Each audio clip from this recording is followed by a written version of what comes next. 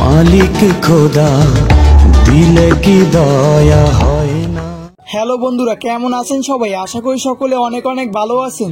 আজকের এই ভিডিওর মাধ্যমে আমি আপনাদের জানিয়ে দেওয়ার চেষ্টা করব আরএস ফাহিম চৌধুরী কিভাবে বন্যা কবলিত মানুষের সিলেটবাসীর পাশে দাঁড়িয়েছেন। এছাড়াও দেখিয়ে দেওয়ার চেষ্টা করব কিছু ভিডিও ফুটেজ যে কিভাবে তিনি মানুষকে দান করে যাচ্ছেন। তাই এই ভিডিওটা স্কিপ না করে সম্পূর্ণ দেখার চেষ্টা করেন। আশা করি আপনিও ইন্সপায়ার হবেন এরকম মানুষের পাশে দাঁড়ানোর জন্য।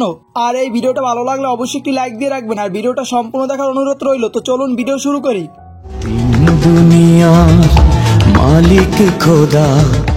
আমরা সকলেই জানি হৃদয় আহমেদ শান্ত প্রথমে সিলেটবাসীর পাশে দাঁড়িয়েছিলেন।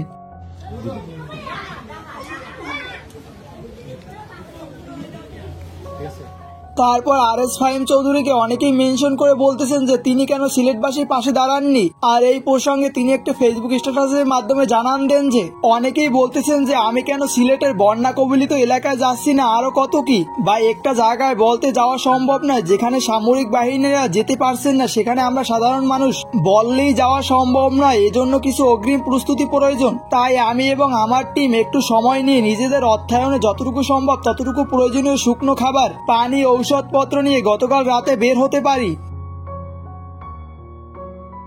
আলহামদুলিল্লাহ, আল্লাহর রহমতে সুন্দরভাবে এমন কিছু জায়গায় খাবার দিয়ে আসতে সক্ষম হয়েছি যেখানে খাবার ব্যবস্থা নেই বললেই চলে। আমি জানি তারপরও মানুষ অনেক বাজে কিছু বলবে, কিন্তু এতে আমার কিছু যায় আসে না, কারণ মানুষের বাজে মন্তব্য থেকে ওই মানুষগুলোর পাশে দাঁড়ানো আমার কাছে মূল্যবান। আর আমার মতো আরো যারা আপনারা এখানে সাহায্য নিয়ে আসতে চান এখনই আসতে পারেন, কারণ বৃষ্টি নেই। তাই আপনাদের তাদের জন্য সুবিধা হবে, ভালো হয় কোনো সহায়তা টিমের সাথে মিলে আসেন, নয়তোবা আপনার সাহায্য ওদের মাধ্যমে পাঠান। আর হ্যাঁ, এই এলাকার মানুষের অবস্থা আসলেই খারাপ, যা না দেখলে বুঝবেন না। তাই সবার কাছে অনুরোধ আপনারা এগিয়ে আসেন।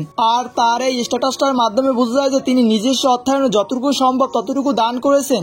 আর এভাবে করে আরএস ফাহিম চৌধুরী সিলেটের বন্যা কবলিত মানুষের পাশে দাঁড়িয়েছেন।